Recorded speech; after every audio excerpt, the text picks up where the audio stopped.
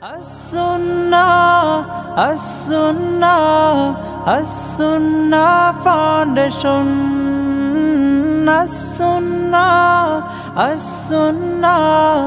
As-Sunnah Foundation.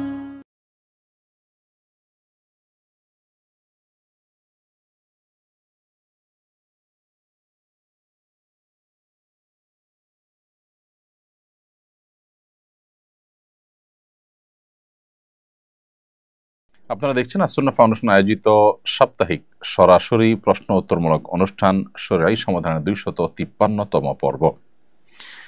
প্রিয় দর্শক, আজকের লাইভ অনুষ্ঠানটি আমাদের যথাসময় থেকে প্রায় আধা ঘন্টারও বেশি সময়ের পর আমাদের শুরু করতে হয়েছে। এর জন্য আমরা দুঃখ প্রকাশ করছি এবং সেই সাথে আরও দুঃখ প্রকাশ করছি এই জন্য যে আজকের লাইভ অনুষ্ঠানটি আমরা অন্যান্য দিনের মতো ফেসবুকে প্রচার করতে পারছি না। আজকে লাইভ অনুষ্ঠানটি আপনারা দেখতে পাচ্ছেন আমাদের ভেরিফাইড ইউটিউব চ্যানেলে এবং আমাদের ফেসবুক পেজ সমূহে আজকের এই লাইভ অনুষ্ঠানটির লিঙ্ক আপনাদের সঙ্গে শেয়ার করতে হচ্ছে, সরাসরি ফেসবুকে দেওয়া যাচ্ছে না আমাদের যান্ত্রিক ত্রুটির কারণে। আমরা আশা করছি এই ত্রুটি আমরা খুব শীঘ্রই সারিয়ে উঠতে পারবো এবং আগামী সপ্তাহে যথারীতি অন্য সব লাইভ অনুষ্ঠানের মতো আমরা ফেসবুক এবং ইউটিউবে একযোগে সম্প্রচার করতে পারবো ইনশাআল্লাহ তাআলা। আমাদের এই অনাকাঙ্ক্ষিত ত্রুটি, আমাদের অনাকাঙ্ক্ষিত বিলম্ব এবং ফেসবুকে লাইভ করতে না পারার কারণে আপনাদের কাছে আমরা দুঃখ প্রকাশ করছি। চলুন আর বিলম্ব না করি ইতিমধ্যে যে সমস্ত প্রশ্ন আপনাদের আমাদের হাতে এসে পৌঁছেছে সেগুলোর উত্তর দেওয়ার পালায় আমরা প্রবেশ করি। আমি দেখতে পাচ্ছি এমডি জাবিদ হাসান রাদিফ, আপনি লিখেছেন, আমি চীনে থাকি, এখানে হালাল মাংস পাওয়া যায় না, যা পাওয়া যায় তা মেশিনের মাধ্যমে মারা হয়, এই পরিস্থিতিতে আমার কি করা উচিত? বা জাবিদ হাসান, চায়না যারা সফরে যান, আমাদের আরও অন্যান্য অনেক ভাই ব্রাদার আছেন, তাদেরও অভিজ্ঞতা একই রকম যে চায়নায় হালাল খাবার পাওয়া খুবই কঠিন, খুবই ডিফিকাল্ট। আমি জানি না চায়না যারা থাকেন সেখানে মুসলমানদের আনাগোনা, মুসলমানদের উঠা বসা, এরকম এলাকাগুলোতে হালাল ফুডের বিজনেস অন্তত ব্যবসায়িক উদ্দেশ্যে না হলেও দিনই কারণে সেটার পরিমাণ বাড়ানোর চিন্তা কেউ করছেন কিনা। যদি না করে থাকেন তাহলে এটি আমার মনে হয় করা দরকার। কিছু কিছু হালাল ফুডের দোকান বা হোটেল তো অবশ্যই আছে আমি জানি, কিন্তু এর পরিমাণটা কিভাবে বাড়ানো যায়, বিশেষ করে সুপার শপগুলোতে আপনার প্যাকেটজাত হালাল খাবার এটা কিভাবে সরবরাহ করা যায়, এটা নিয়ে আমার মনে হয় ভাবাটা এটা দিন প্রচারের কাজ, দাওয়াতের কাজের অংশ। সেই সাথে আপনার প্রশ্ন উত্তরে বলতে চাই, হালাল যদি খাবার না পাওয়া যায়, হালাল গোশত যদি পাওয়া না যায়, তাহলে সেক্ষেত্রে আপনি গোশত অ্যাভয়েড করবেন। আপনি চাল এবং সবজি, চাল এবং ফিশ যদি সেরকম থাকে সেটা, আর না হলে শুকনা খাবার যেগুলো হালাল সেগুলোর উপর আপনাকে নির্ভর করতে হবে, ফলমূল খেয়ে থাকতে হবে। যে সমস্ত এলাকাতে এরকম হালাল খাবারের ক্রাইসিস আছে সেখানে আপনাকে কষ্ট করে নিজে রান্না করে কিংবা যে কোনো মূল্যে হালাল খাবারের উপর নির্ভর করে আপনাকে থাকতে হবে, কষ্ট যতই হোক না কেন। এক্ষেত্রে বিভিন্ন চেইন শপের যে সমস্ত চিকেন ফ্রাই ইত্যাদি পাওয়া যায় সেগুলো হালাল নয় সেখানে, কারণ সেখানে আসলে মুসলমানদের সংখ্যা খুব কম হওয়ার কারণে হালাল ফুড, হালাল খাবারের সেই কমিটমেন্ট চেইন শপগুলো, অর্থাৎ আন্তর্জাতিক যে চেইন শপগুলো আছে সেগুলোর কথা আমি বলছি, সেগুলো সাধারণত তারা মেনটেন করে না, যার কারণে সেটা খাওয়া কিন্তু জায়েজ হবে না। অতএব মেশিনের মাধ্যমে কোনো প্রাণী যদি হত্যা করা হয় তাহলে সেক্ষেত্রে সেটা তো হালাল নয়, সেটা হারাম। অতএব সেই প্রাণী গোশত আপনি খেতে পারেন না। এজন্য কিছুটা কষ্ট হলেও চায়না যারা সফর করছেন বা এই জাতীয় আরও অন্যান্য জায়গায় যারা আছেন, তারা হালাল ফুড না পেলে, হালাল গোশত না পেলে তারা প্রয়োজনে শুকনা খাবার অথবা হালাল ব্রেড, তারপরে বিভিন্ন রকম ভেজিটেবল ইত্যাদি খেয়ে, ফলমূল খেয়ে তাদেরকে সময় কাটাতে হবে, আল্লাহর জন্য স্যাক্রিফাইস করতে হবে। আমি একজন শিক্ষার্থী, জানতে চাই ভার্সিটিতে কিভাবে বন্ধু নির্বাচন করা উচিত। প্রিয় ভাই, বিশ্ববিদ্যালয়ে পড়া অবস্থাতে আপনি বন্ধু নির্বাচন করার ক্ষেত্রে অবশ্যই অন্য সাধারণ সময়ের মতোই দেখবেন যে আপনার বন্ধু তিনি দিনদার কিনা, তিনি আল্লাহভীরু কিনা, তিনি দিনমুখী কিনা, তার ভিতরে তিনি চেতনা আছে কিনা, সেরকম মানুষগুলোকে খুঁজে খুঁজে আপনি বন্ধু হিসাবে গ্রহণ করবার চেষ্টা করবেন। মেধাবী এবং ভালো ছাত্র যারা মন্দ কোনো পথে চলে না সাধারণত, তাদেরকে দেখে দেখে আপনি বন্ধু হিসাবে গ্রহণ করবেন। যে বন্ধু আপনাকে খারাপ পথে পরিচালিত করে বা যে বন্ধু নিজে বদভ্যাসে আক্রান্ত, সেরকম বন্ধু থেকে আপনাকে দূরে থাকতে হবে। কারণ নবী সাল্লাল্লাহু আলাইহি ওয়াসাল্লাম বলেছেন, আদ-দীনু আল-মারউ আলা দীনি খালিলিহি ফালইয়ানজুর আহাদুকুম মান ইউখালিল। মানুষ তার বন্ধুর অনুসরণ করে, বন্ধুর ধর্মের অনুসারী হয়ে থাকে। অতএব তোমাদের কেউ কোন ধর্ম অনুসরণ করছে সেটা তার কারো বন্ধু কোন ধর্ম অনুসরণ করছে, কোন জীবন দর্শন অনুসরণ করছে, সেটা যেন তোমরা লক্ষ্য করো। অর্থাৎ ওটা দেখে ওই ব্যক্তি সম্পর্কে তোমরা আন্দাজ অনুমান করতে পারো যে তার মেন্টালিটি কী। এই জন্য বন্ধু নির্বাচনে দিনদারিতা, আল্লাহ বিরুদ্ধে এগুলোকে খুব বেশি প্রায়োরিটি দিতে হবে। আমেরিকার নতুন ইউএস এইড বিভিন্ন দেশে সম্ভবত নতুন সরকার হবে। আমেরিকার নতুন সরকার ইউএস বিভিন্ন দেশে অনুদান দেওয়া স্থগিত ঘোষণা করেছে। বিষয়টা সম্পর্কে আপনার জানতে চাই।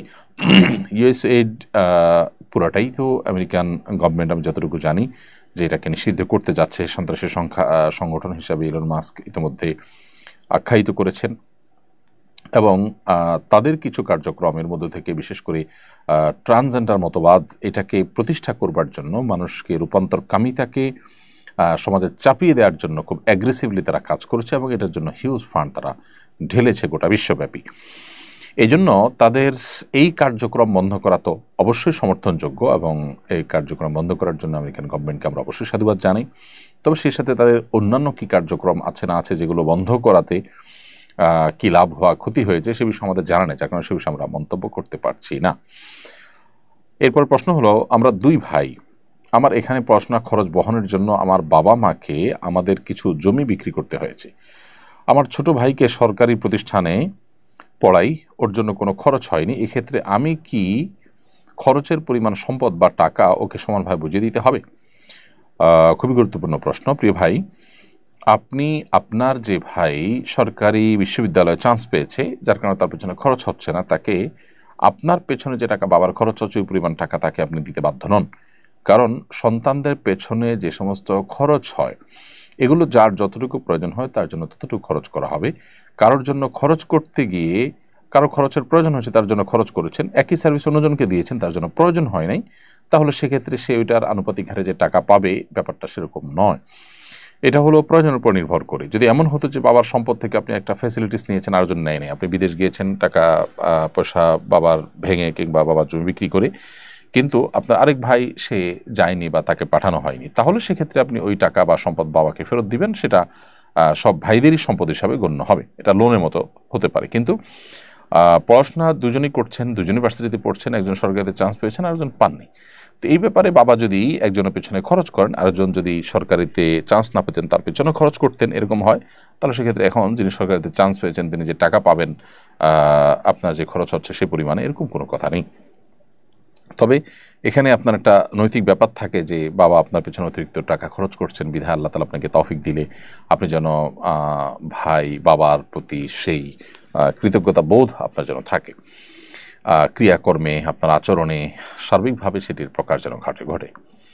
যেতে চাই নবীর দেশে আইডি থেকে আপনি লিখেছেন, বাবার প্রচুর ঋণ থাকার কারণে আমার বিয়ে করাচ্ছেন না, ঋণ থাকা অবস্থায় বিয়ে করা কি জায়েজ?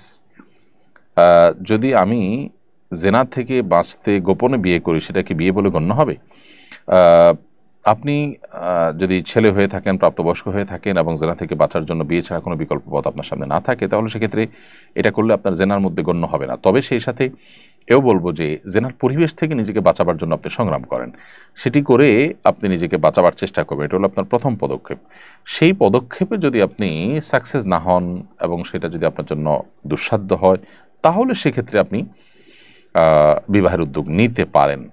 এমনকি প্রাপ্তবয়স্ক মেয়েও যদি হয় এবং তার বাবা মা তাকে বিবাহ দিচ্ছেন না, তাদের মধ্যে হালাল হারামের বাছবিচার নাই, আল্লাহ ভীরুতা নাই, তাহলে সেই বোনও বিবাহের উদ্যোগ নিতে পারেন। তবে শর্ত সাপেক্ষে এ বিষয়ে সংশ্লিষ্ট ওলামাদের সাথে, বিজ্ঞজনদের সাথে পরামর্শ করে তারপরে তার অবস্থা পর্যালোচনা করে এরপরে তাকে সিদ্ধান্ত গ্রহণ করতে হবে।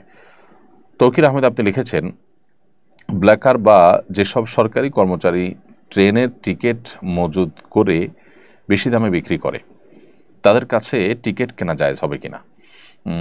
ব্ল্যাকারদের কাছ থেকে টিকিট না কিনে আপনাকে যথানিয়মে টিকিট কেনা উচিত, কারণ তারা টিকিট ব্ল্যাকের মাধ্যমে, কালোবাজারের মাধ্যমে তারা কিন্তু সাধারণ মানুষের অধিকার নষ্ট করছে।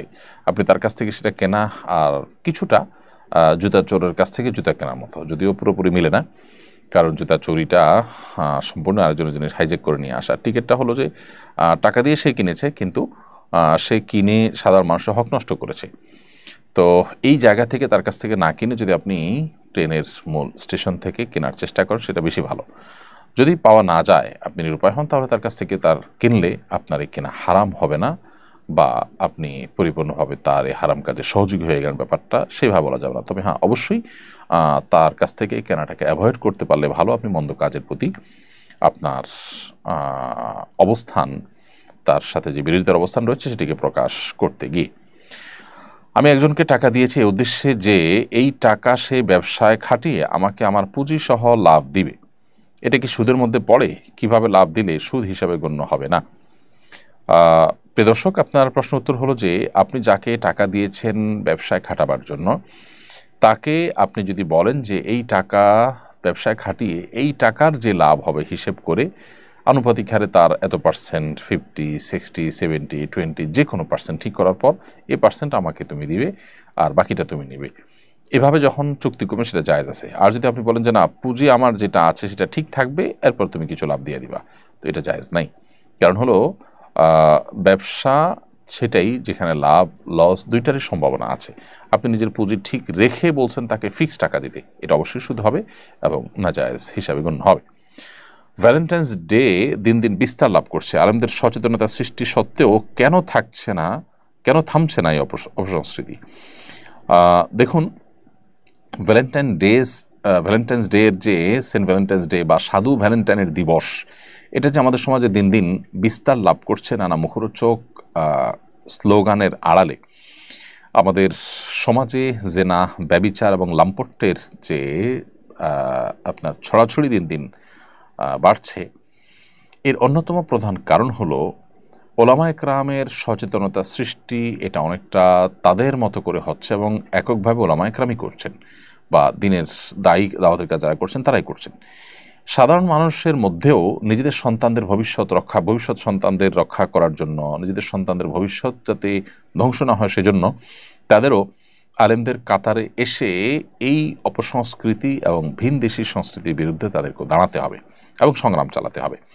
বিশেষ করে শিক্ষা প্রতিষ্ঠানসমূহে এ ধরনের অপসংস্কৃতি বন্ধ করবার জন্য যদি উদ্যোগ নেওয়া হয়, তাহলে সেটাই হবে আমাদের জন্য সবচেয়ে উজ্জ্বল উদাহরণ এবং সফলতার চূড়ান্ত শিখরে তখন যাওয়া সম্ভব হবে, যখন আমরা শিক্ষা প্রতিষ্ঠানগুলোতে এগুলো থামাতে পারবো এবং সর্বস্তরের মানুষ যখন এখানে সামিল হবেন, যোগ দিবেন। অবশ্যই এখানে ওলামায়ে কেরামের আমি বলতে পারি যে ওলামায়ে কেরামের কিছুটা ব্যর্থতা, যে তারা সাধারণ মানুষকে তাদের মিশনে সামিল করতে পারেন নাই। এক শ্রেণী মিডিয়া তাদের সামান্য লাভের জন্য যে আমাদের সন্তানদের জীবনকে ধ্বংস করে চলেছে, তাদের বিরুদ্ধে আমাদের প্রত্যেকটা মানুষকে সোচ্চার হতে হবে। রোজিনা আক্তার, আপনি লিখেছেন আমার বিয়ে হয়েছে 9 বছর আগে পারিবারিকভাবে, কিন্তু আমাদের কাবিন হয়েছে মুখে মুখে, কাগজ কলমে নয়, এতে কোনো সমস্যা হবে কিনা? এই দৃষ্টিকোণ থেকে তো কোনো অসুবিধা নেই।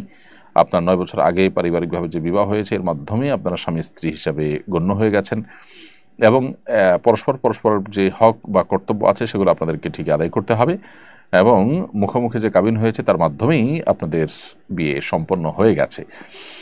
এখন নতুন করে আপনাদের আর শরীর দৃষ্টিকোণে কিছু করতে হবে না। তবে আপনার কাবিননামা যদি পূরণ করা না হয়, লিখিত যদি না হয়, তাহলে সেক্ষেত্রে প্রচলিত আইনের লঙ্ঘন হওয়ার কারণে আপনি বিপাকে পড়তে পারেন, সেটা ভিন্ন বিষয়।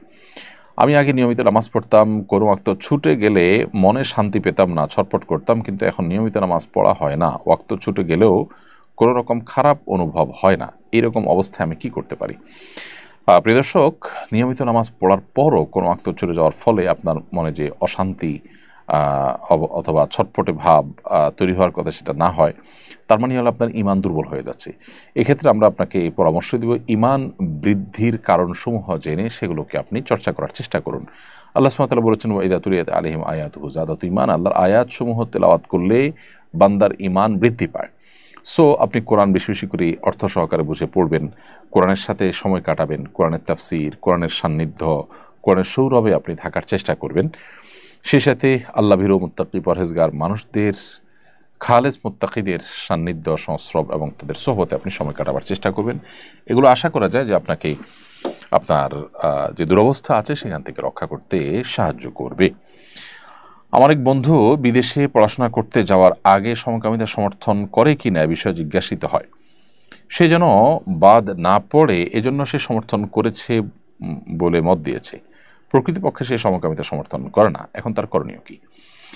দেখুন, পৃথিবীতে যারা নিজেদেরকে উদার এবং মুক্ত মনা হিসাবে দাবি করে, আমাদের সমাজেও তাদের যে সমস্ত অনুসারীরা আছে তারাও নিজেদেরকে স্বাধীন মত প্রকাশের স্বাধীনতার বিশ্বাসী এবং উদার মুক্তমনা এই জাতীয় তকমাগুলো তারা নিজেদের ক্ষেত্রে তারা ফিট করে।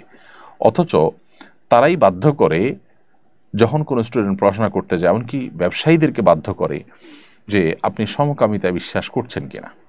সমকামিতায় বিশ্বাস করতে আমাকে যে বাধ্য করা হচ্ছে, আমার দিন আমার ধর্ম সেটাকে নিষেধ করছে, আমার বিবেক বলছে আমি সেটাকে সাপোর্ট করি না।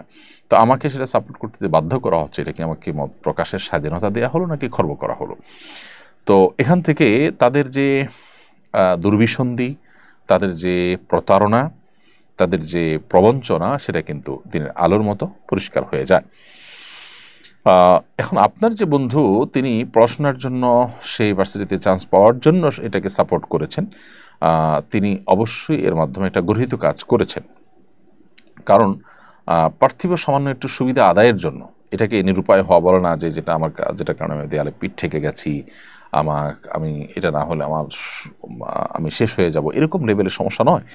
তো সেখানে সামান্য একটু দুনিয়ার সুবিধা হাসিলের জন্য, যেটা না হলেও আমি চলতে পারতাম, দেশে পড়ালেখা করতে পারতাম, একটু বেশি সুবিধা হাসিলের জন্য একটা অন্যায়কে, একটা হারাম কাজকে সাপোর্ট করা, এটা ভয়াবহ বিষয়। তবে যেহেতু তিনি মনে প্রাণীটাকে ঘৃণা করেন, মন থেকে এটাকে সাপোর্ট করেননি, অতএব তিনি তওবা করে ইস্তেগফার করে ভবিষ্যতে এরকম কাজ যেন না হয় তার জন্য আল্লাহ তাআলার কাছে ক্ষমা চেয়ে নেবেন এবং তিনি ইসলাম থেকে খারিজ হবেন না ইনশাআল্লাহ। কারণ হলো ইল্লামান উকরিহা ওয়া কলবুহু মুতমাইন্নুন বিল ঈমান, আল্লাহ বলেছেন যে কাউকে কুফরির ব্যাপারে যদি বাধ্য করা হয় বা জোর করা হয়, জবরদস্তি করা হয়, কিন্তু তার অন্তরে সেটা না থাকে, তাহলে সে ব্যক্তি কাফির হবে না। তো এই জায়গা থেকে আপনার বন্ধুর ঈমান যাবে না। কারণ হলো সমকামিতা কেউ সমর্থনও যদি করে তার ঈমান থাকবে না। যে মুসলিম সে নিজে সমকামিতা না করুক, কিন্তু যদি বলে যে এটা বৈধ, এটাকে আমি ভালো মনে করি বা এটাকে হালাল মনে করি, তাহলে হারামকে হালাল মনে করলে ঈমান থাকে না। তার মানে আপনি আল্লাহর আইনকে, আপনি আল্লাহর বিধানকে বিশ্বাস করলেন না, অস্বীকার করলেন। এটা খুবই ভয়াবহতা বিষয়। এরপর তাফহিমা হিমো আপনি লিখেছেন, জাতীয় পরিচয়পত্র করতে হলে আমাদের ছবি উঠাতে হয়, ছবি ছাড়া জাতীয় পরিচয়পত্র হয় না, এক্ষেত্রে করণীয় কি? বোন তাফহিমা হিমো, নিরুপায় হলে নাগরিক সুবিধাগুলো আদায় করবার জন্য আপনি ছবি তুললে, সেক্ষেত্রে পুরুষ না হয়ে কোনো মহিলা যেন ছবি তোলে, সেটা আপনার আইনি অধিকার আছে, সেটা আপনি আদায় করে নিলেন সেই চেষ্টা করে, এটা আপনি করতে পারেন। কিন্তু আমাদের যে সমস্ত বোনরা আন্দোলন করছেন ছবিবিহীন শুধুমাত্র ফিঙ্গারপ্রিন্টের মাধ্যমে জাতীয় পরিচয়পত্র করবার জন্য, তাদের সে আন্দোলন যথেষ্ট যৌক্তিক এবং যথার্থ, এবং তাদের সে আন্দোলনের সাথে সামিল হয়ে একাত্মতা পোষণ করে আমাদের বোনদের অধিকার, এই অধিকার আদায়ের জন্য আমাদের সবারই চেষ্টা করা দরকার। আমরাও আমাদের জায়গা থেকে টুকটাক কথা বলার চেষ্টা করেছি, কিন্তু সবার সামগ্রিকভাবে তাদের সে দাবির সপক্ষে আলোচনা করা উচিত এবং কথা বলা উচিত। এবং যারা তাদের এই ধর্মীয় অধিকার আদায় করতে বা ধর্মচর্চা করতে যারা বাধা দিচ্ছেন, আপনি ধর্মীয় কারণে একজন নারীর ছবি তুলবেন না, তাকে বলছেন না ছবি না তুললে তুমি নাগরিক সুবিধা থেকে বঞ্চিত হবে, তাহলে আপনি তাকে তার ধর্মচর্চা করতে দিচ্ছেন না। তো তার সে স্বাধীনতা দেওয়া উচিত, এ ব্যাপারে আমাদের সবারই কথা বলা দরকার। আমি নিজের জীবনের কোনো লক্ষ্য ঠিক করতে পারছি না, কোনো কিছুতে ফোকাসড থাকতে পারছি না, সবসময় ডিস্ট্র্যাক্ট হয়ে থাকি, আমার জীবনের উদ্দেশ্য খুঁজে পাই না, করণীয় কি? দেখুন, এই যে অস্থিরতা, এই যে ব্যাকুলতা, এটা মূলত আল্লাহর স্মরণ না থাকার কারণে। আপনি 5 ওয়াক্ত নামাজ, নিয়মিত কোরআনে কারিমের তিলাওয়াত, সকাল সন্ধ্যার দোয়া জিকির এবং অন্যান্য সমস্ত আমলগুলোকে কায়ে মনোবাক্যে আপনি করতে থাকুন, পরিপূর্ণ মনোযোগের সাথে করতে থাকুন, মহব্বতের সাথে করতে থাকুন, নেককারদের সান্নিধ্য পরিবেশের মধ্যে আপনি নিজেকে রাখুন, ইনশাআল্লাহ আপনার অবস্থার মধ্যে পরিবর্তন হবে। সেই সাথে আল্লাহ সুবহানাহু ওয়া তাআলার কাছে আপনি বিশেষ কিছু দোয়া নিবেদন করতে পারেন। হিসনুল মুসলিম, রাহে বেলায়েত, আরও দোয়ার যে বইগুলো আছে সেগুলোতে আপনি আপনার এ জাতীয় পরিস্থিতির জন্য মানসিক প্রশান্তি, স্থিরতা, এগুলোর জন্য আপনি অনেক দোয়া পাবেন। সেই দোয়াগুলো আপনি নিয়মিত পড়তে পারেন, আল্লাহর কাছে সেগুলো নিবেদন করতে পারেন অর্থ বুঝে। সম্প্রতি বাংলাদেশ সেনাবাহিনীর নারী সদস্যদের হিজাব পরার সুযোগ সৃষ্টি হয়েছে। এর আগে এই বিষয়টি রেস্ট্রিকশন ছিল, বিষয়টাকে কীভাবে দেখেন? অবশ্যই সাধুবাদ জানাবার মতো একটি বিষয়, যেখানে পৃথিবীর অনেক দেশে, আমাদের পার্শ্ববর্তী দেশ ভারতে, শিখদের তাদের ধর্মীয় নিদর্শন, তাদের পাগড়ি পরে সেনাবাহিনীতে কাজ করবার সুযোগ দেওয়া হয়, অধিকার দেওয়া হয়। আমেরিকার মতো জায়গায়, পৃথিবীর আরও অন্য অন্য জায়গাতেও যেখানে ধর্মীয় লেবাস পরে তাকে ডিউটি করার অধিকার দেওয়া হয়, সেখানে আমাদের দেশে যদিন ছিল না, এটা দুর্ভাগ্যজনক ছিল। অতএব এখন যে সিদ্ধান্ত হয়েছে সেটা আমার মনে হয় যে গণমানুষের আকাঙ্ক্ষা এবং আশার প্রতিফলন ঘটেছে এবং খুবই যৌক্তিক একটি কাজ হয়েছে। কারণ কোনো মানুষ যখন সেনাবাহিনীতে যোগ দিবেন তখন সেখানে তিনি যদি তার একান্ত কোর দিনই বিষয়গুলো তিনি মেনে চলতে না পারেন, তাহলে সেক্ষেত্রে তার সে ধর্মীয় অধিকার আর থাকলো কোথায়, সেটা তো খর্ব করা হলো। তো সেই জায়গা থেকে আমি মনে করি একটি যুগান্তকারী সিদ্ধান্ত হয়েছে সেনাবাহিনী নারী সদস্যদের হিজাব পরার বিষয়টি, এবং এটা যেন থাকে এবং তাদের স্বাধীনতা আর পাশাপাশি আরও অন্যান্য দিনই কাজে যেন পরিপূর্ণ স্বাধীনতা থাকে। টাকনুর নিচে অথবা আপনার হাঁটুর উপরে হাফ প্যান্ট পরতে বাধ্য করার যে প্রচলন আছে, এটা অযৌক্তিক। বেশিরভাগ মানুষ এদেশে মুসলমান, অতএব যারা ধর্মীয় কারণে এই হারাম থেকে বেঁচে থাকতে চায় তাদের প্রতি সহযোগিতাপূর্ণ আচরণ করা উচিত বলে আমরা মনে করি। রাসেল আহমদ লিখেছেন, বাবা সুদে ঋণ নিয়েছে, আমরা কি তা পরিশোধ করা উচিত? এতে আমি সুদের সাথে জড়িত হয়ে পড়ব না? আপনার বাবা যদি সুদের ঋণ নিয়ে থাকেন তাহলে তাকে আপনি ঋণ মুক্ত করার জন্য টাকা দিয়ে যদি সুদের ঋণকে পরিশোধ করে শেষ করে দিতে চান, তাহলে সেটার মাধ্যমে আপনি সুদের ঋণে জড়িয়েছেন এমনটি বলা যাবে না। তাকে বরং সেখান থেকে সরাবার চেষ্টা করেছেন, বিধায় গুনাহ নয় বরং আপনার সওয়াব হবে ইনশাআল্লাহ তাআলা। তবে সেই সাথে তিনি যেন আর কখনো এ ধরনের সুদি কারবারে না জড়ান, সে মর্মে তাকে আপনি যথাসম্ভব প্রতিশ্রুতি নেবেন, তাকে আপনি বোঝাবেন, নাসিহা করবেন এবং আল্লাহর ভয় তার অন্তরে যেন জাগ্রত হয় সেজন্য তাকে তওবা করানোর চেষ্টা করবেন। কারণ আপনি তার যে ঋণ পরিশোধ করেছেন, সেই ঋণ পরিশোধ করার ফলে তিনি যদি আবারও ঋণ নেওয়ার স্কোপ পান যে একটা পরিশোধ হয়ে গেছে, এখন এই চান্সে আমি আরেকটা নেই, তাহলে অবশ্যই সেটা গর্হিত হবে। সেজন্য আপনি তাকে নাসিহা করে ফেরানোর চেষ্টা করবেন। এরপর প্রশ্ন হলো, 2 বছর আগে আব্বু আম্মু বলতেন আগে গ্রাজুয়েশন শেষ করে চাকরি নাও, তারপর বিয়ের জন্য মেয়ে দেখব। এখন চাকরি করার পরও বলছেন তোমার জন্য এখন দিনদার মেয়ে কোথায় পাবো, বিদেশ থেকে পড়াশোনা শেষ করে আসো তখন দেখব। সন্তানের বিয়ের ক্ষেত্রে বাবা মার কি কোনো বাধ্যবাধকতা নেই? হ্যাঁ প্রিয় দর্শক, সন্তান যদি বিপদগামিতার পথে পা বাড়ায় বা জেনা ব্যভিচারের দিকে চলে যেতে পারে এরকম আশঙ্কা তৈরি হয়, তাহলে সন্তানকে বিয়ে দেওয়াটা বাবা মার কর্তব্য। আল্লাহ বলেছেন, আনকিহুল আয়ামা মিনকুম ওয়াস-সালিহিন মিন ইবাদিকুম ওয়া ইমাইকুম, তোমাদের সন্তান সন্ততি প্রাপ্তবয়স্ক যারা হয়ে গেছে তাদেরকে তোমরা বিবাহ দাও। আল্লাহ সুবহানাহু ওয়া তাআলা এই নির্দেশ দান করেছেন অভিভাবকদেরকে। তারা যদি সেটা না করেন অবশ্যই তারা সেটার জন্য গুনাহগার হবেন এবং আল্লাহর কাছে তাদেরকে দায়ী হতে হবে। সেজন্য আমরা চেষ্টা করব যথাসম্ভব যারা অভিভাবক আছে আমাদের সন্তানদের চরিত্র হেফাজতের জন্য সময় হওয়ার সাথে সাথে তাদেরকে বিবাহ দেওয়ার, এবং তার জন্য যতটুকু স্যাক্রিফাইস করার দরকার হয় ততটুকু স্যাক্রিফাইস আমরা আমাদের জায়গা থেকে করব। একজন সন্তান বিয়ে করলে, তার ঘরে বউ আসলে তার রিজিকের ব্যবস্থাকে আল্লাহ তাআলা করবেন না? কেন তাকে কঠিন শর্তের মধ্যে ফেলে তার চরিত্র নষ্টের দিকে তাকে ঠেলে দিতে হবে? এই জায়গা থেকে অভিভাবকদের অবশ্যই দায়িত্বশীলতার পরিচয় দিতে হবে, না হলে তারা সন্তান গুনাহের পথে গেলে তার দায়ভার তারা বহন করবে। এক্ষেত্রে সন্তানের দায়িত্ব আছে, বাবা মা যদি তারা একান্ত সন্তানকে বিবাহ না দেন তাহলে বাবা মা নিজের চরিত্র হেফাজতের জন্য তিনি বিবাহের উদ্যোগ নিতে পারেন। উত্তর পশ্চিম ফ্রান্সের একটি মসজিদে শূকরের মাথার গ্রাফিতি এঁকেছে দুষ্কৃতিকারীরা, সেখানে অবস্থানরত স্থানীয় ও প্রবাসী মুসলিমদের করণীয় কি? পৃথিবীর অনেক উন্নত দেশ আছে, বরং বেশিরভাগ উন্নত দেশ যারা সকাল বিকাল আমাদেরকে সংখ্যালঘুদের প্রতি দায়িত্বশীল হওয়ার সবক শেখায়, তাদের দেশের সংখ্যালঘুদের প্রতি কী আচরণ হয় সে সমস্ত দেশগুলো সফর করলে, ভ্রমণ করলে, গেলে, অথবা সে সমস্ত দেশে যারা বসবাস করছেন তাদের প্রকৃত অবস্থাকে পর্যালোচনা করলে আপনার কাছে দিনের আলো মতো পরিষ্কার হবে। এই ঘটনাটি সেরকম একটি ঘটনা। এখানে আমরা দেখতে পেলাম যে শূকরের মাথার গ্রাফিতি মসজিদে আঁকা হয়েছে। মুসলমানদের কাছে যেটা ঘৃণার পাত্র, যেটা নোংরা, অপবিত্র, সেটা তাদের মসজিদে আঁকা মানে হলো মুসলমানদেরকে কষ্ট দেওয়া। এ ধরনের কর্মকাণ্ড বাংলাদেশের কোনো মানুষ যদি কোনো হিন্দু বা খ্রিস্টান কারোর সাথে করত, তাহলে সেক্ষেত্রে তার পরিণতি কী হতে পারত, তার কারণে কি পরিমাণ চাপ বাংলাদেশকে নিতে হতো। তো এখান থেকে তাদের প্রকৃত রূপ ভালো মানুষের আসল চেহারাটা সেটা কিন্তু ফুটে ওঠে। এছাড়াও সে অঞ্চলে মানুষ যারা আছেন, মুসলমান যারা আছেন, তাদের করণীয় কি, এই বিষয়ে জানতে চেয়েছেন। এই বিষয়টি আসলে আমার জন্য উত্তর দেওয়া কঠিন, কারণ সেখানে তাদের সার্বিক অবস্থা কেমন আমি জানি না। আমি করণীয় কীভাবে ঠিক করে দিব? তারা তাদের জায়গা থেকে অন্যায়ের বিরুদ্ধে প্রতিবাদ করার কী কী সুযোগ সুবিধা আছে, স্কোপ আছে না আছে, সেগুলো পর্যালোচনা করে সেখানকার যে সমস্ত ওলামা ইকরাম আছেন তারা ঠিক করবেন এবং তারা তাদেরকে গাইড করবেন। আমি আশা করব যে তারা সেই গাইড যথাযথভাবে করতে পারবেন এবং মুসলমানরাও সেটাকে অনুসরণ করবেন। আমরা দূর থেকে আসলে সে দেশের মুসলমানদের প্রকৃত করণীয় এই মুহূর্তে কি, কোন পরিস্থিতিতে আছেন, সেটা আসলে বলা আমাদের জন্য কঠিন। আহনাফ শাকিল লিখেছেন, পোষা বিড়ালের বাচ্চা ক্রয় বিক্রয় করা হালাল কিনা? এমনিতে তো বিড়াল কেনাবেচার ব্যাপারে একটি হাদিসে নিষেধাজ্ঞা রয়েছে, যার কারণে বিড়াল কেনাবেচা মৌলিকভাবে নিষিদ্ধ।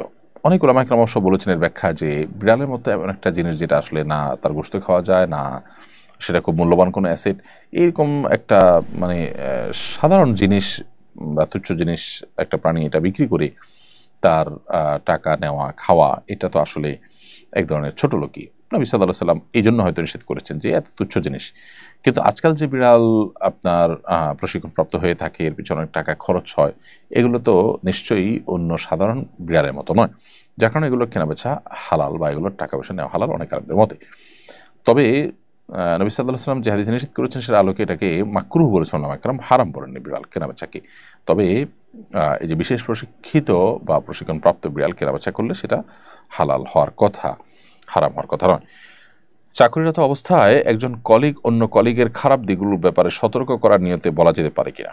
হ্যাঁ, কোনো কলিগের খারাপ দিক আপনি এমন কাউকে বললেন যিনি তার সাথে কাজ করবেন বা করতে যাচ্ছেন বা করছেন, যেটা না জানলে তিনি ক্ষতিগ্রস্ত হয়ে যেতে পারেন, সেই জায়গা থেকে তার কোনো দুর্বল খারাপ দিক তার কাছে প্রকাশ করলেন যে ভাই আপনি তার সাথে কাজ করবেন বা করতে যাচ্ছেন বা করছেন, তার মধ্যে কিন্তু এই খারাপ দিক আছে যেটা আপনাকে স্পর্শ করতে পারে।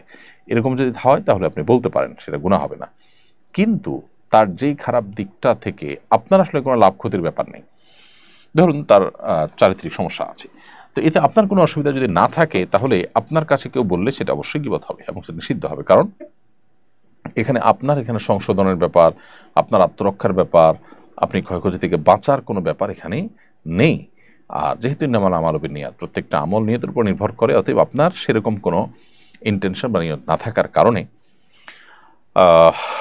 আপনি এ ধরনের গীবত করলে সেটা নিষিদ্ধ হবে এবং নাজায়েজ হবে। সম্পত্তিতে নারীর সমান অধিকারের কথা কয়দিন পর পরই ওঠে, কিভাবে এর স্থায়ী সমাধান করা সম্ভব? প্রিয় দর্শক, আমি তো মনে করি এর সমাধান হয়ে আছে। যারা কয়দিন পর পরই এ কথা তোলে তাদের ন্যূনতম যদি লজ্জা থাকতো তাহলে তারা এটা তুলতো না। কারণ এটাকে দেশের মানুষ প্রত্যাখ্যান করেছে বহু আগে। মনিউদ্দিন ফখরুদ্দিন আমলে, বিগত সরকারের আমলে বিভিন্ন সময় এটার জন্য চেষ্টা করা হয়েছে, কিন্তু দেশের মানুষ সেটাকে রুখে দিয়েছে, প্রত্যাখ্যান করেছে।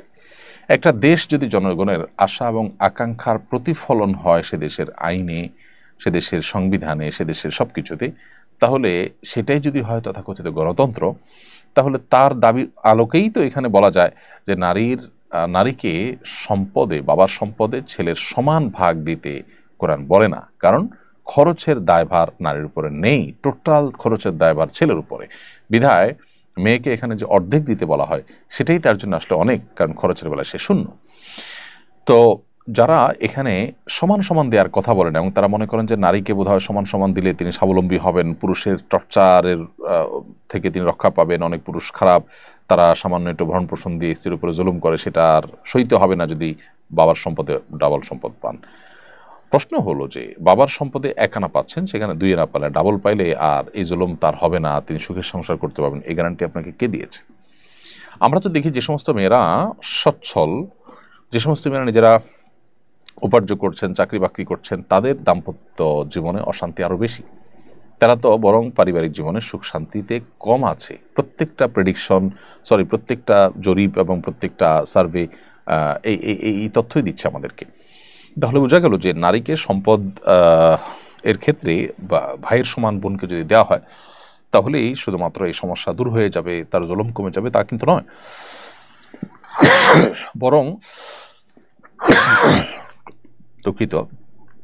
বরং যেটুকু শরীয়ত তাকে দিয়েছে সেটুকু যদি তাকে আদায় করার ব্যবস্থা থাকে, যেমন বাবার সম্পদে তিনি পান, মায়ের সম্পদে তিনি পান, ভাইয়ের সম্পদে তিনি পান, বোনের সম্পদ তিনি পান, স্বামীর সম্পদ তিনি পান, এবং সন্তানদের সম্পদ তিনি পান, মোহর হিসাবে তিনি পান।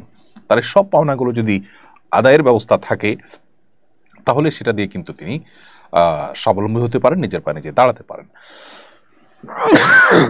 অতএব নারীকে সমাধিকার দেওয়ার কথা বলে মূলত সমাজকে পরিবারের যে বন্ধন আছে, আমাদের পারিবারিক যে সুখ আছে, এটা দূর করার অপপ্রয়াস চালাচ্ছে এক শ্রেণী মানুষ।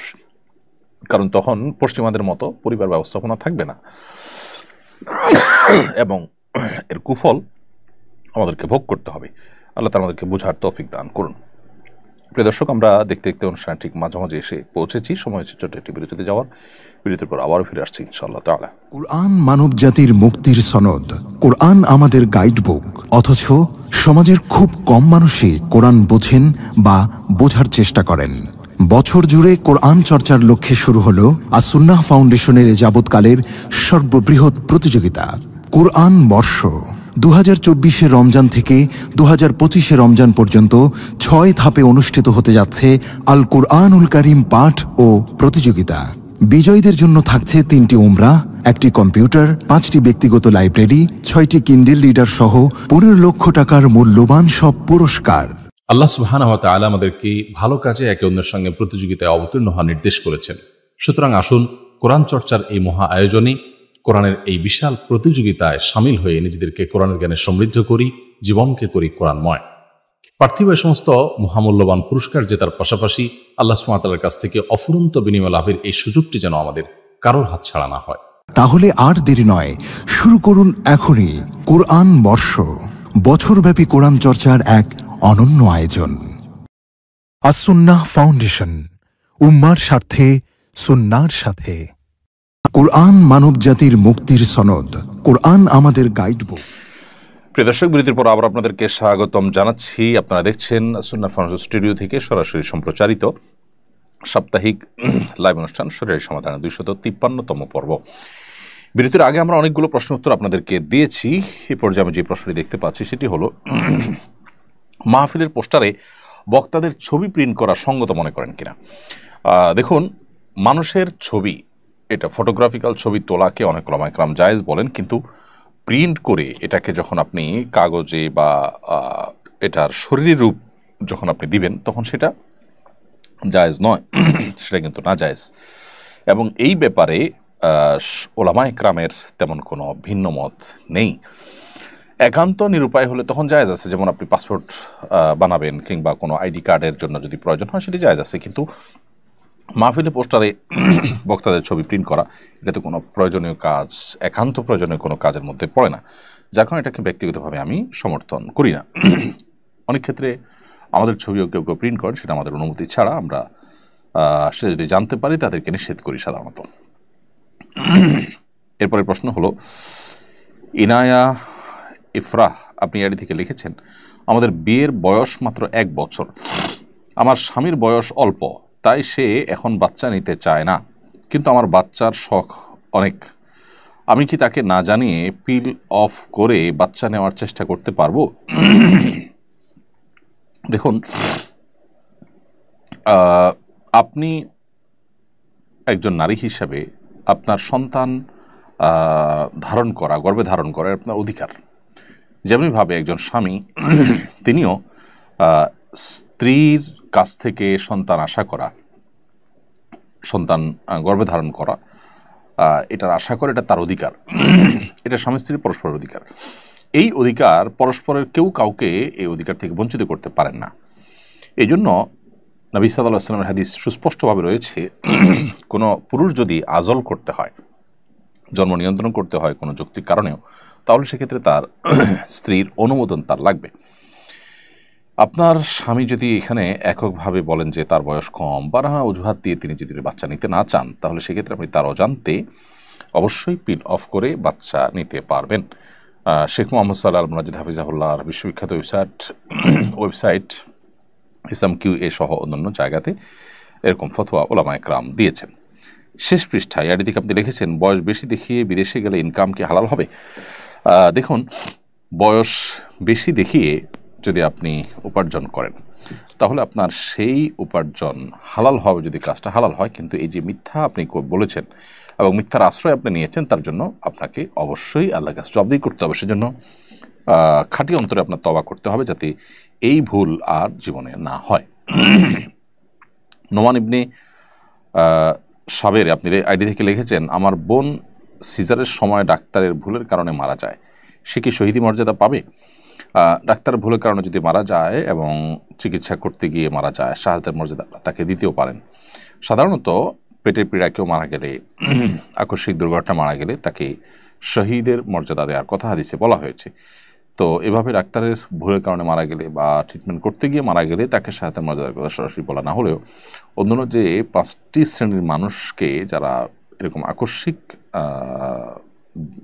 বিপদের মধ্যে পড়ে যারা মৃত্যুর মুখে পতিত হয়েছেন, তাদেরকে শাহাদাতের মর্যাদা দেওয়ার কথা যে বলা হয়েছে, তার উপর ভিত্তি করে এখানেও শাহাদাতের মর্যাদা তিনি পেতে পারেন, সেই ধারণা আমরা করতেই পারি। এরপর লাবণ্য ফ্যাশন আইডি থেকে আপনি লিখেছেন, আমি জেনারেল লাইন থেকে পর্দা করি, চোখে কাপড়ের পর্দা বা চশমা না পড়লে কি গুনাহ হবে?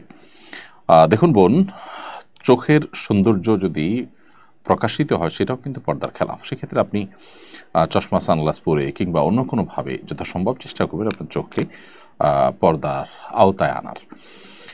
যদি আপনি এমন কোনো পাতলা কাপড় টেনে দিতে পারেন যেটা দিয়ে আপনার দেখতে অসুবিধা না হয়, তাহলে সেটা হয় সবচাইতে উত্তম। আবু হুরায়রা আইডি থেকে আপনি লিখেছেন, 14 ফেব্রুয়ারিতে ফুল বিক্রি করলে কি গুনাহ হবে? 14 ফেব্রুয়ারিতে ফুল বিক্রি করা তো গুনাহ নয়, কিন্তু 14 ফেব্রুয়ারিতে কেউ খারাপ এবং হারাম কাজে আপনার কাছ থেকে ফুল কিনে ব্যবহার করবে, সেরকম যদি আপনি জানতে পারেন, তাহলে সেক্ষেত্রে তার কাছে ফুল বিক্রি করা থেকে আপনার বিরত থাকা উচিত। কারণ আপনি সেক্ষেত্রে অন্যায়ের সহযোগিতা করছেন, এরকম একটি ব্যাপার। এরকম যদি হয় তাহলে ওই দিনটাতে বেশিরভাগ মানুষ এরকম উদ্দেশ্যে যদি ফুল কিনবে বলে আপনার কাছে মনে হয়, তাহলে সেক্ষেত্রে আপনি প্রয়োজনে ওই দিনের জন্য ব্যবসা করবেন না। এবং ইমানদার আল্লাহর জন্য এতটুকু স্যাক্রিফাইস আল্লাহর আদেশ নিষেধকে মানতে গিয়ে তার করা উচিত, এবং এর বিনিময়ে তো আমরা আল্লাহ তাআলার কাছে জান্নাত আশা করবো ইনশাআল্লাহ তাআলা। জান্নাত চৌধুরী আইডি থেকে আপনি লিখেছেন, চাচা শ্বশুরের সঙ্গে কি পর্দা করা যাবে? উত্তর হলো, পর্দা করা যাবে নয়, বরং পর্দা করতে হবে। চাচা শ্বশুরের সাথে পর্দা করতে হবে, চাচা শ্বশুরের সাথে আপনি দেখা দিতে পারেন না। একজন নারী হিসাবে আপনার স্বামীর চাচা তিনি আপনার গায়ের মাহরাম, যার কারণে তার সাথে আপনি পর্দা মেনটেন করে চলতে হবে। তানজিম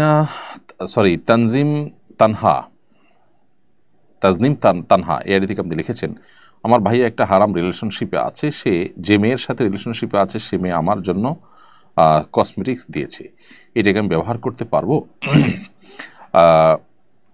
যেহেতু আপনার ভাইয়ের সাথে তার হারাম সম্পর্ক আছে, আপনি যদি এটাকে অ্যাভয়েড করে তাদেরকে এই মন্দ কাজ থেকে বিরত থাকতে এক ধরনের অ্যালার্ম বা এক ধরনের বার্তা দিতে পারেন, তো সেটা অবশ্যই ভালো হবে। এমনিতে সে আপনাকে তার নিজস্ব টাকা থেকে উপহার হিসেবে, রোকন হিসেবে দিয়েছে, মৌলিকভাবে সেটা আপনার জন্য গ্রহণ করা হারাম বা নাজায়েজ নয়। রয়্যাল এনফিল্ড মোটরসাইকেল কিনে না দেয়ায় বাবা মায়ের প্রতি অভিমান করে এক কিশোর ট্রেনের নিচে ঝাঁপ দিয়েছে। এ ধরনের ঘটনা প্রায় ঘটে। এ ধরনের দুর্ঘটনা রোধে করণীয় কি? কীভাবে সন্তানের প্রতিপালন করলে সন্তান তার বৈষয়িক বিষয়ে আগ্রহী না হয়ে পড়াশোনার প্রতি আগ্রহী হবে? এসব ঘটনার অন্যতম প্রধান কারণ হলো আমাদের সন্তানদের মধ্যে নীতি নৈতিকতা, মোরালিটি এবং আদর্শ এটা দিন দিন হারিয়ে যাচ্ছে, এবং তারা এই একটি জায়গাতে, অর্থাৎ মোরালিটির জায়গাটাতে তারা দিন দিন মিসকিন এবং অসহায় হয়ে যাচ্ছে অনেকটা। তো এই জায়গা থেকে আমাদের সন্তানদেরকে উদ্ধার করবার জন্য তাদের মধ্যে দিনই চেতনা জাগ্রত করতে হবে, আল্লাহ ভীরুতা তাদের মধ্যে তৈরি করতে হবে, নিজেরা আল্লাহ ভীরু হওয়ার চেষ্টা করতে হবে, তাহলে সন্তানরা সেখান থেকে শিখবে। সন্তানদের মধ্যে দুনিয়ার যে বৈষয়িক বিষয়গুলো আছে সেগুলো যখন প্রাধান্য পেয়ে যায়, ভোগবাদ এটা যখন তাদেরকে গ্রাস করে ফেলে, তখন আসলে শান্তি জিনিসটা তাদের এবং ফ্যামিলি থেকে উঠে যায়। এজন্য তাদেরকে অল্পে তুষ্ট থাকা, ধৈর্য ধারণ করা, স্যাক্রিফাইস করা, এই শিক্ষাগুলো তাদেরকে ছোটোবেলা থেকে দিতে হয় এবং সেরকম পরিবেশে তাদেরকে রাখতে হয়। আমরা অবশ্যই বাবার জন্য সহমর্মিতা প্রকাশ করছি, এবং সেই সাথে আমাদের অন্যান্য অভিভাবক যারা আছেন তাদেরকে তাদের সন্তানদের দ্বীনি এবং নৈতিক উন্নয়নে তারা যেন ভূমিকা রাখতে পারেন সেজন্য আমরা তাদেরকে উদাত্ত আহ্বান করছি, তারা যেন আগে থেকে এর জন্য সচেষ্ট থাকেন। সুইডেনে এক ব্যক্তি প্রকাশ্যে কোরআন পুড়িয়ে অবমাননা করেছিল, তাকে গুলি করে হত্যা করা হয়েছে। কোরআন অবমাননার শাস্তি কী হওয়া উচিত এবং তা বাস্তবায়নের পদ্ধতি কী?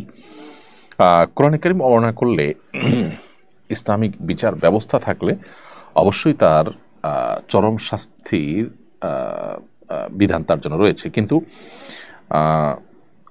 যদি কোনো ব্যক্তি সে অমুসলিম হয় এবং এ ধরনের ঘটনা ঘটায়, তো সেক্ষেত্রে মুসলমানদের জন্য সেখানে শরীয়ত আইন না থাকলে আইন হাতে তুলে নেওয়ার সুযোগ আসলে থাকে না। তবে এ ধরনের ব্যক্তি কারো গুলিতে মারা যাওয়া কিংবা কোনো আকস্মিক, আরও কয়েক বছর আগে আমরা সম্ভবত ফ্রান্সের এরকম একটি ব্যক্তির কথা শুনেছি যে সড়ক দুর্ঘটনায় সে মারা গেছে এবং অত্যন্ত বাজেভাবে মারা গেছে, এবং সেও এ ধরনের ক্রিয়াকর্ম করেছিল, নবী সাল্লাল্লাহু আলাইহি ওয়াসাল্লাম বর্ণনা করেছিল। তো এগুলো তাদের প্রাপ্য, দুনিয়াতে আল্লাহ তাআলা খুব কিঞ্চিতই আমাদেরকে দেখান। এর আসল প্রাপ্য, আসল শাস্তি তো জাহান্নামে হবে। আল্লাহ তাআলা আমাদেরকে রক্ষা করুন সেসব থেকে। অতীতের কোনো বিষয়ে মিথ্যা কসম করলে তা থেকে মুক্তির উপায় কী? আপনি কসম করেছেন, অতীতে কিছু করেছেন, আসলে আপনি করেননি, তো এই যে মিথ্যা কসম করেছেন, এটার জন্য আপনাকে তওবা করতে হবে, খাঁটি অন্তরে তওবা নাসুহা করতে হবে। খুব জঘন্য কথা, একে তো মিথ্যা কথা, আবার আল্লাহকে আপনি সেখানে সাক্ষী রাখছেন। আল্লাহকে সাক্ষী রেখে মিথ্যা কথা বলা, এটা জঘন্যতম অপরাধ। এই অপরাধ, এটা জন্য আল্লাহ তাআলার কাছে মাপ চাইতে হবে, এবং জীবন আর কখনো যেন না আসার জন্য সচেষ্ট থাকতে হবে, সতর্ক থাকতে হবে। আর যদি বলেন যে না, অতীতে ভবিষ্যতে কোনো কিছু করবেন বলে কসম করেছেন, আসলে সেটা করেননি, তাহলে সেক্ষেত্রে কসমের কাফারা দিতে হবে যদি এটা খেলাফ করে থাকেন। আর অতীতে কিছু করেছেন বা করেননি, কসম করে অতীতের কোনো বিষয় নিয়ে কথা বলেছেন অথচ এটা মিথ্যা, তাহলে সেক্ষেত্রে আপনাকে তওবা করতে হবে। গ্রামের অনেকেই বলছেন শবে মেরাজের দিন বিয়ে করা যাবে না, আসলেই কি এই দিন বিয়ে করা নিষেধ? প্রিয় দর্শক, শবে মেরাজের দিন বিয়ে করা যাবে না এরকম কোনো কথা কোরআন এবং হাদিস অথবা আপনার কোনো ফুকাহে কেরামের কোনো উদ্ধৃতি, এরকম কোনো কিছু দ্বারায় সাব্যস্ত নয়। যার কারণে অতীতের কোনো বিষয়ে যদি কেউ মিথ্যা কথা, এই জন্য শবে মেরাজের দিন যদি কেউ বিয়ে করেন বা বিবাহের কোনো আয়োজন হয়, ফিক্সড হয়, তাহলে তার কোনোটি কিন্তু শরিয়ার দৃষ্টিকোণ থেকে নিষিদ্ধ কিংবা হারাম হবে না। এরপরে প্রশ্ন হল, ইসলাম ধর্ম গ্রহণ করলেন বিশিষ্ট ক্রীড়া সাংবাদিক দেব চৌধুরী। একজন মানুষ মুসলিম হলে সর্বপ্রথম তার কি কাজ? তিনি তো ইসলাম সম্পর্কে কিছুই জানেন না, ইসলাম সম্পর্কে জানার শুরুটা কি দিয়ে হতে পারে? এ ধরনের মানুষদের প্রথমে কোন বই পড়ার পরামর্শ দেবেন? প্রথমে আমরা সাধুবাদ জানাই সাংবাদিক দেব চৌধুরীকে, যিনি ইসলামের ছায়াতলে এসেছেন। নিশ্চয়ই তিনি ইসলাম নিয়ে পড়াশোনা করেছেন, স্টাডি করেছেন। আমরা আমাদের এই ভাইকে বরণ করে নিচ্ছি আমাদের আঙ্গিনায়। আল্লাহ তাআলা তাকে দ্বীন এবং ঈমানের উপরে অটল এবং অবিচল রাখুন।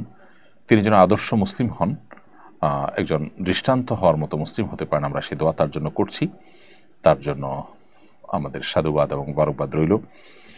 এবং সেই সাথে তার এবং তার মতো যারা ইসলামের পথে নতুন আসেন তাদের জন্য আমাদের যে পরামর্শ থাকবে সেটি হলো, প্রথমত তাদেরকে ইসলামের একেবারে বেসিক বিষয়গুলো জানতে হবে। এটার জন্য সহায়ক বই হিসাবে ডক্টর খন্দকার আব্দুল্লাহ জাহাঙ্গীর রাহিমাহুল্লাহর রাহে বেলায়েত বইটি বেশ উপযোগী। এই বইটি আমি পড়ার জন্য পরামর্শ দিব, এবং ধাপে ধাপে ইসলামের মৌলিক বিষয় জানার জন্য আরকানুল ইসলাম আমাদের ডক্টর আব্দুল্লাহ জাহাঙ্গীর রাহিমাহুল্লাহর রয়েছে, তারপরে আরও অন্যান্য ওলামা ইকরামের বই পুস্তক রয়েছে। সেই বইগুলো ধীরে ধীরে পড়ে মৌলানা আব্দুল মালিক সাহেবের ঈমান সবার আগে বইটি খুব গুরুত্বের সাথে পড়া দরকার।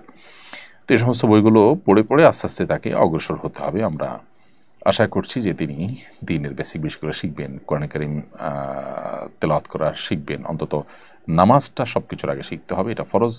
এবং নামাজ শেখার জন্য যে কয়েকটা সূরা দোয়া জানা দরকার সেগুলো তিনি জানার চেষ্টা করবেন, মুখস্থ করার চেষ্টা করবেন ইনশাআল্লাহ।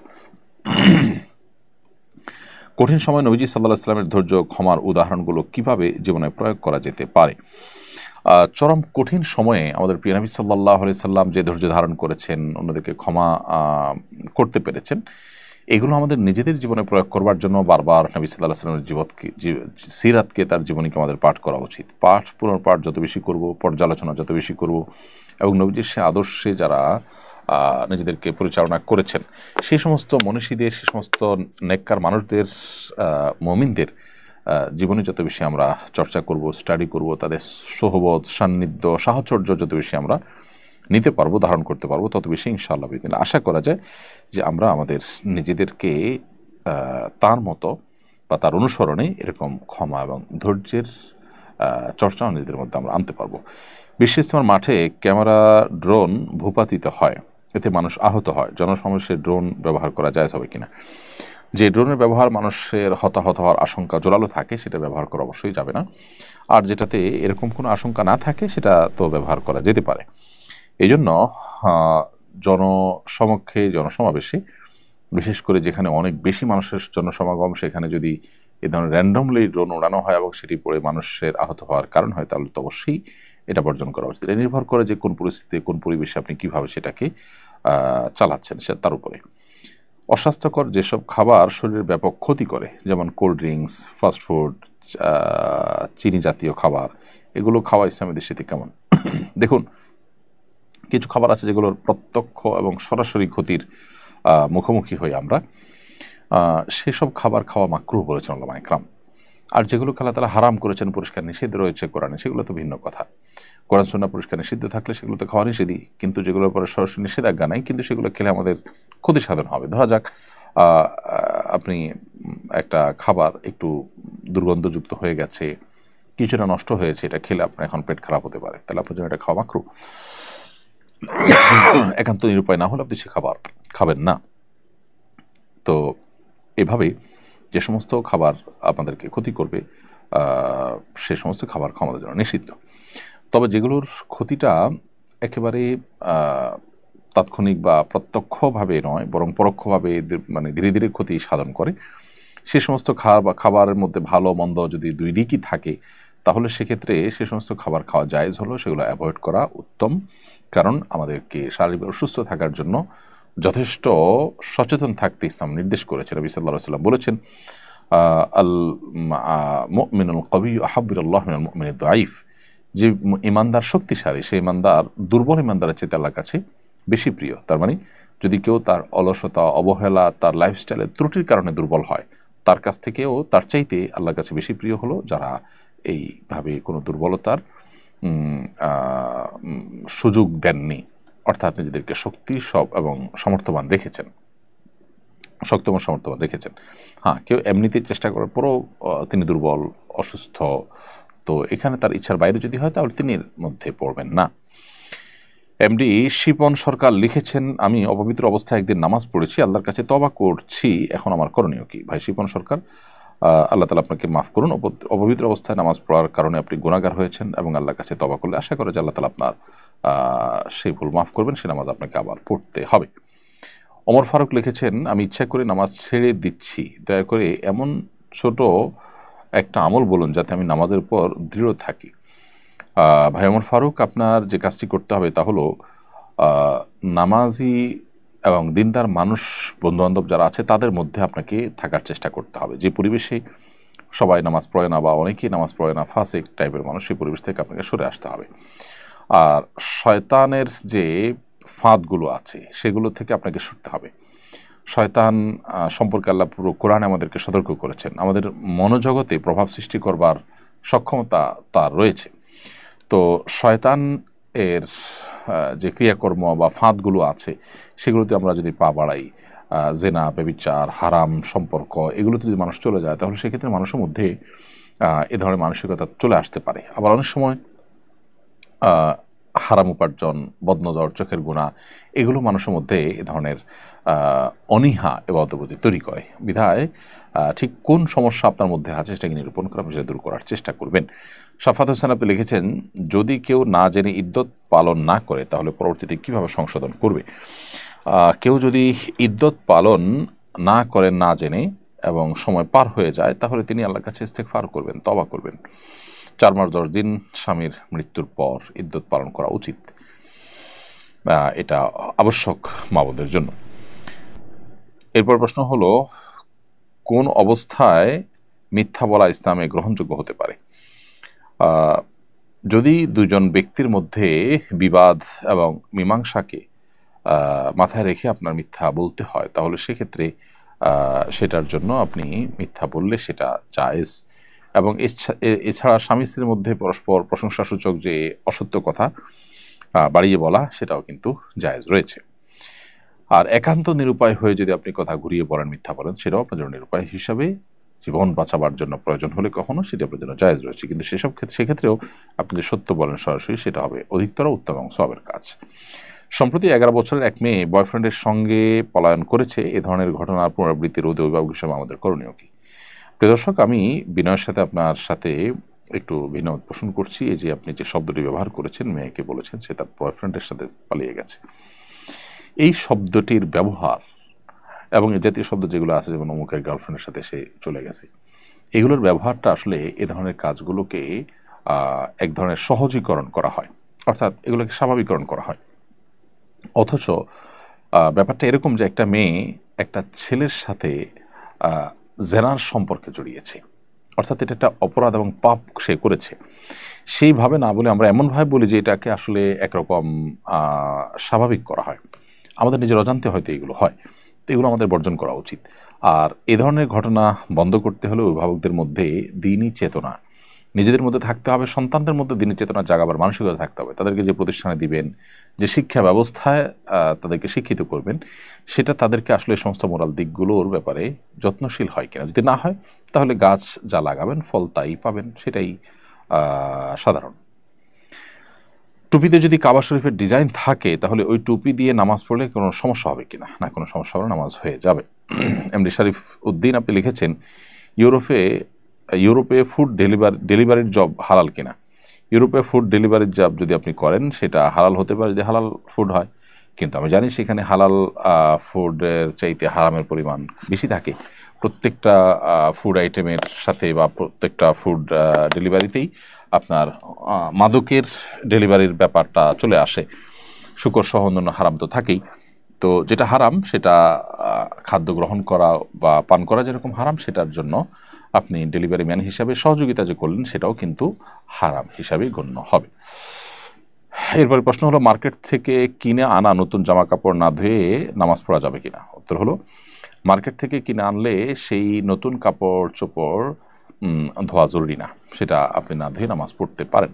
হ্যাঁ, আপনি যদি অ্যালার্জি বা অন্যান্য সমস্যা স্বাস্থ্যগত কারণে ধোয়াটা প্রয়োজন মনে করেন, সেটা ভিন্ন বিষয়। শরীর দৃষ্টিকোণ থেকে এটা ধোয়া কোনো আবশ্যক নয়, কারণ হলো সেখানে কোনো নাপাক আপাত দৃষ্টিতে লেগে নাই। অতএব সেটা নাপাক আছে কি না আমি জানি না, এরকম মনে করে সেটাকে ধোয়াকে আবশ্যক মনে করার কোনো প্রয়োজন নেই। ইসলামে কি বিয়ে ফরজ? আমি কি সন্ন্যাসী জীবনযাপন করতে পারি? ইসলামে বিয়ে সবসময় ফরজ নয়, তবে যে ব্যক্তি বিয়ে না করলে পাপাচার লিপ্ত হয়ে যেতে পারে, তার চরিত্র নষ্ট হতে পারে, অথচ তার বিবাহ করবার শক্তি সামর্থ্য আছে, তার জন্য বিয়ে করা ফরজ। আর সন্ন্যাসী জীবনযাপন করবার কোনো সুযোগ নেই ইসলামে। হ্যাঁ, আপনি যদি বিয়ে না করে থাকতে চান, অন্য সব ঠিক আছে, পারিবারিক যে বন্ধনগুলো সবই ঠিক আছে, জাস্ট আপনি বিয়েটা করছেন না, তো এটা জায়েজ আছে যদি আপনার চরিত্রকে আপনি হেফাজত করতে পারেন। কিন্তু বিয়ে করে যদি আপনি সমাজে অন্যান্য কাজের সাথে তাল মিলিয়ে আপনি ভালো মানুষ হিসাবে টিকে থাকতে পারেন, সেটা হবে সবচেয়ে উত্তম।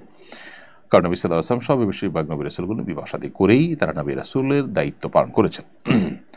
বন্ধুদের সাথে মজা করে কি মিথ্যা কিছু বলা যায়? মিথ্যা সবসময় না জায়েজ, হারাম, জঘন্য অপরাধ, কবিরা গুনাহ। বন্ধুদের সাথে যদি রসিকতা করে আপনি মিথ্যা কথা বলেন, তারপরে সেটা কবিরা গুনাহ।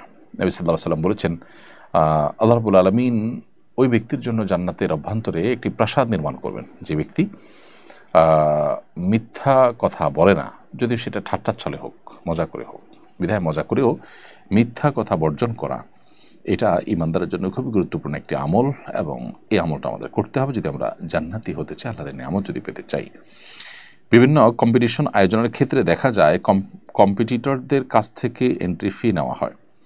এই ফি আয়োজনের বিভিন্ন খাতে, বিশেষ করে পুরস্কারের ক্ষেত্রে ব্যবহারের বিধান কি? দেখুন, বিভিন্ন কম্পিটিশনে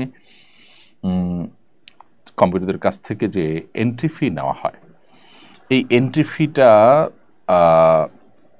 এটা কি কাজে, এটার কি আদৌ কোনো প্রয়োজন আছে কি না, এটার যৌক্তিকতা কতটুকু, ভর্তির ফি হিসাবে শিক্ষার্থী যেরকম দেয় সেই টাইপের যদি হয়, অথবা পরীক্ষার খরচ যাবত যে পরীক্ষার ফি নেওয়া হয় সে টাইপের যদি হয় তাহলে এটা জায়েজ। কিন্তু মূলত তাদেরকে যে পুরস্কারটা দেওয়া হবে এইখান থেকেই মূলত সেটা দেওয়া হবে, এই টাইপের যদি হয় তাহলে সেটা জুয়ার মধ্যে পড়বে। এরপরে জান্নাতুল আপনি লিখেছেন, আমার ভাই নটরডেম কলেজে পড়াশোনা করছে, সেখানে ক্রস চিহ্ন আছে এবং ইউনিফর্ম ও ব্যাগ ব্যবহার করতে হয়। ইউনিফর্মের ক্রস নষ্ট করা হলেও ব্যাগেরটি করা হয়নি। ব্যাগটি ব্যবহার করে আমার ভাই কি কুফরি করছেন? না, এটি ব্যবহার ফলে তিনি কুফরি করছেন ডাইরেক্ট এটা বলা যাবে না, তবে তার দ্বীনি গায়রত, ইমানি গায়রতের দিক থেকে যে কোরআনের বর্ণনা অনুযায়ী আল্লাহ তাআলা ঈসা আলাইহিস সালামকে জীবিত তুলে নিয়েছেন, তিনি নিহত হননি। এই ক্রুশ চিহ্ন এটা ধারণ করে খ্রিস্টানরা আমাদের এই চিন্তার পরিপন্থী চিন্তা বা বিশ্বাস ধারণ করে, লালন করে। সেই জন্য আমাদের কর্তব্য হবে যে এই জায়গা থেকে তাদের সাথে আমাদের যে পার্থক্যের জায়গা, তাদের যে আমাদের ব্যবধানের জায়গা, সেটা আমাদের কাজে কর্মে, আমাদের আচরণে প্রমাণ করা।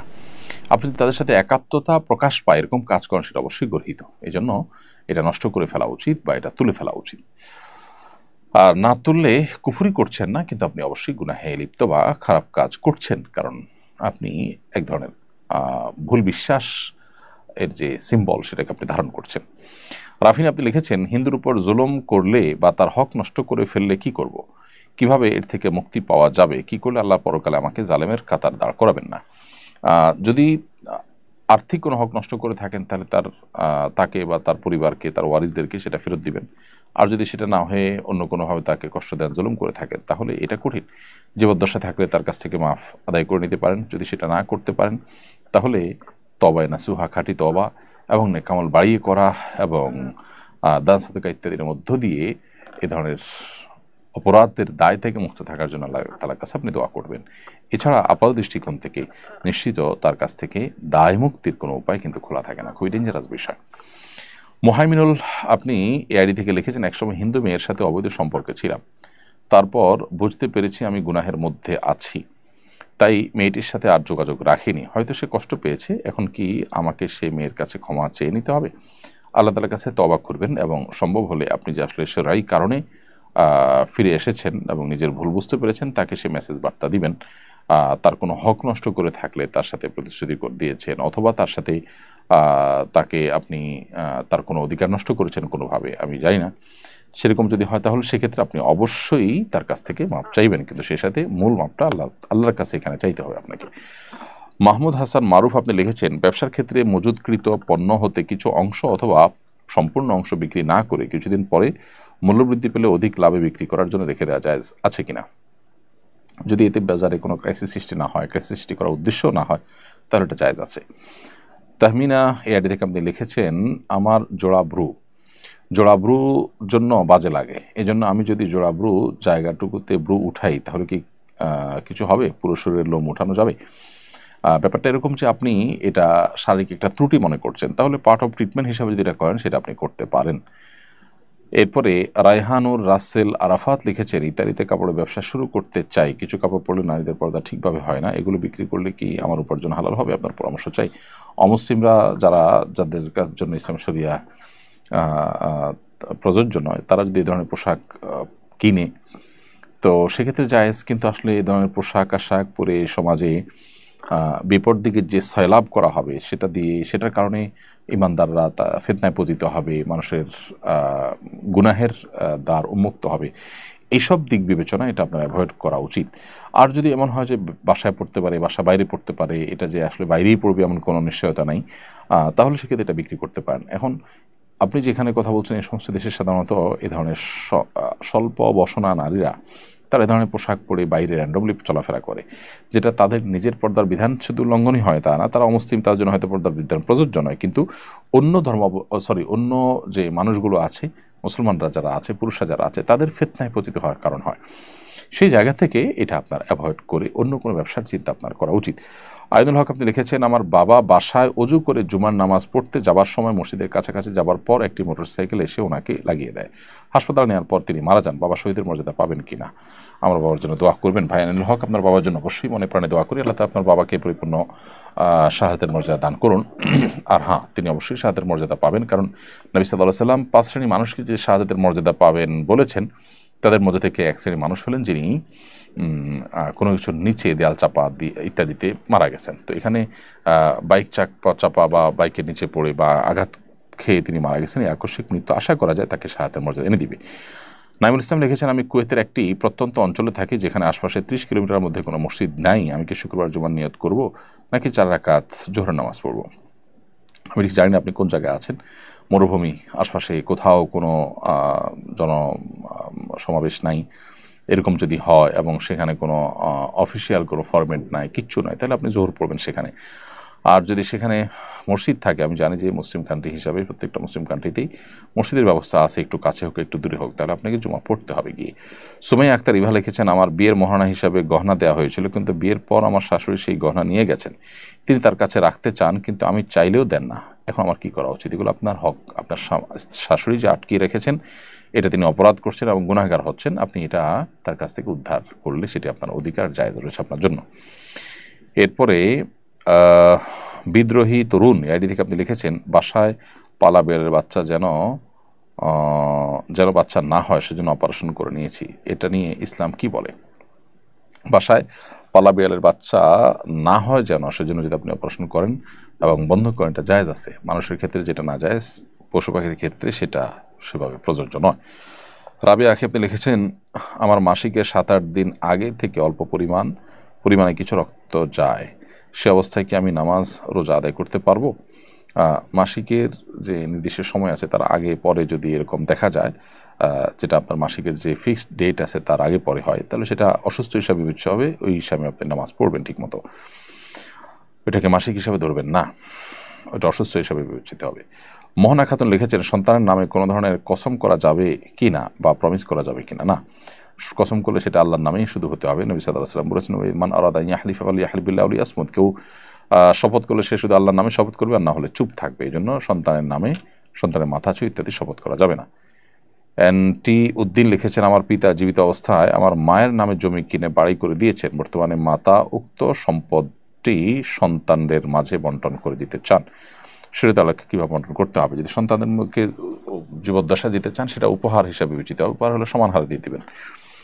আর ওয়ারিস হিসাবে তারা প্রত্যেকটা সম্পদের ভাগিদার হিসাবে যদি তাদেরকে দিতে চান, তাহলে সেটা মৃত্যুর পরেই বন্টন হবে। জীবদ্দশায় তিনি শুধুমাত্র কোরআনের বর্ণনার আলোকে হারটা ঠিক করে ওসিয়ত করে দিয়ে যেতে পারেন, যেন এটা সঠিকভাবে বন্টন হয়। জীবদ্দশাতে বন্টন করা, প্রত্যেকটা সম্পদের বন্টন করা শরীয়তে বিধিবদ্ধ নয়। তবে হ্যাঁ, উপহার উপলক্ষণ হিসাবে দিলে সেটা ভিন্ন বিষয়। প্রিয় দর্শক, দেখতে দেখতে অনুষ্ঠান একেবারে শেষ প্রান্তে আমরা চলে এসেছি এবং আজকে আমাদের যান্ত্রিক ত্রুটির কারণে ফেসবুকে আমরা যে লাইভটি করতে পারি না, সেজন্য আবার দুঃখ প্রকাশ করছি। ইনশাআল্লাহ তাআলা যদি তৌফিক দান করে সামনের সপ্তাহে আপনাদের সাথে আমরা এই লাইভ অনুষ্ঠানে আবারও দেখা করব। সেদিন আশা করছি আমরা আগের মতোই ফেসবুক এবং ইউটিউবে একযোগে লাইভ অনুষ্ঠানটি করতে পারবো। আল্লাহ আমাদের সবাইকে তৌফিক দান করুন। জাযাকুমুল্লাহ খাইরান। আসসালামু আলাইকুম ওয়া রাহমাতুল্লাহি ওয়া বারাকাতুহু। আসুন্নাহ ফাউন্ডেশন